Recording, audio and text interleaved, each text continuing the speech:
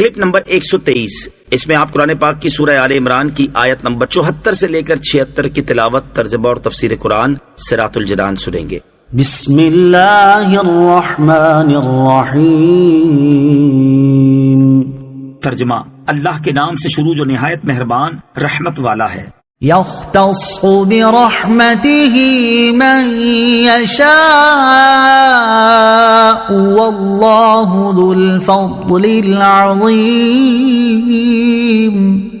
ترجمہ، وہ اپنی رحمت کے ساتھ جسے چاہتا ہے خاص فرما لیتا ہے اور اللہ بڑے فضل والا ہے۔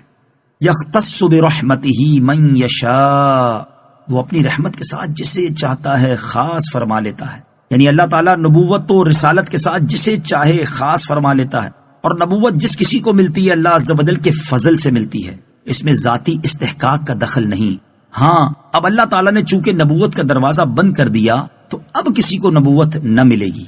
وَمِنْ أَهْلِ الْكِتَابِ مَنْ إِنْ تَأْمَنْهُ بِقِنْطَارٍ يُؤَدِّهِ إِلَيْكَ وَمِنْهُمْ مَنْ إِنْ تَأْمَنْهُ بِدِينَارٍ لَا يُؤَدِّهِ إِلَيْكَ إِلَّا مَا دُمْتَ عَلَيْهِ قَائِمًا ذَلِكَ بِأَنَّهُمْ قَالُوا لَيْسَ عَلَيْنَا فِي الْأُمِّيِّينَ سَبِيلٌ وَيَقُولُونَ عَلَى اللَّهِ الْكَذِبَ وَهُمْ يَعْلَمُونَ۔ ترجمہ، اور اہل کتاب میں کوئی تو وہ ہے کہ اگر تم اس کے پاس ایک ڈھیر بھی امانت رکھ دو تو وہ تمہیں پورا ادا کر دے گا، اور انہی میں سے کوئی وہ ہے کہ اگر تم اس کے پاس ایک دینار بھی امانت رکھ دو تو جب تک تم اس کے سر پر کھڑے نہیں رہو گے وہ تمہیں ادا نہیں کرے گا۔ ان کی یہ بد دیانتی اس وجہ سے ہے کہ وہ کہتے ہیں کہ ان پڑھوں کے معاملے میں ہم سے کوئی پوچھ گچھ نہیں ہوگی، اور یہ اللہ پر جان بوجھ کر جھوٹ باندھتے ہیں۔ وَمِنْ أَهْلِ الْكِتَابِ مَنْ، اور اہل کتاب میں کوئی تو وہ ہے۔ یہ آیت اہل کتاب کے بارے میں نازل ہوئی اور اس میں ظاہر فرمایا گیا کہ ان میں دو قسم کے لوگ ہیں، امانت دار اور بد دیانت۔ بعض تو ایسے ہیں کہ ان کے پاس ڈھیر مال بھی امانت کے طور پر رکھ دیا جائے تو وہ بغیر کسی کمی بیشی کے وقت پر ادا کر دیں گے، جیسے حضرت عبداللہ بن سلام رضی اللہ تعالیٰ عنہ، جن کے پاس ایک قریشی نے 1200 اوقیہ یعنی تقریباً 147 کلو سونا امانت رکھا تھا، آپ نے اس کو ویسا ہی ادا کیا۔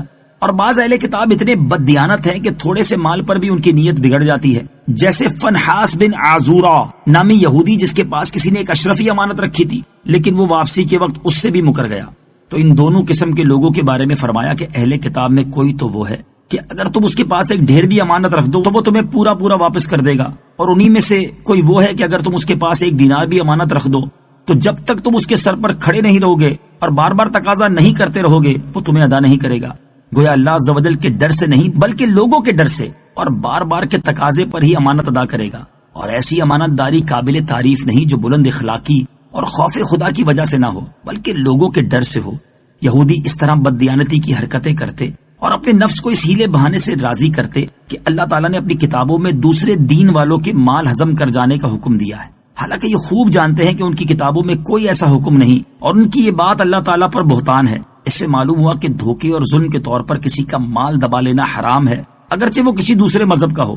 رسول اکرم علیہ الصلوۃ والسلام ہجرت کی رات حضرت علی کرم اللہ تعالی وجہ الکریم کو ان لوگوں کی امانتوں کی ذمہ داری دے کر گئے جو پیارے آقا علیہ الصلوۃ والسلام کے قتل کا ارادہ کر رہے تھے اور جن سے تنگ آ کر آپ علیہ الصلوۃ والسلام ہجرت کر رہے تھے۔ سبحان اللہ، اے کاش کہ ہمارے مسلمان بھائی غور فرمائیں کہ وہ تاجدار رسالت علیہ الصلوۃ والسلام کی سنت پر عمل پیرا ہیں یا یہودیوں کے طریقے پر۔ اس وقت عمومی طور پر مسلمان دنیا میں نیک نام نہیں ہیں۔ بلا من اوفى بعهده واتقى فإن الله يحب المتقين۔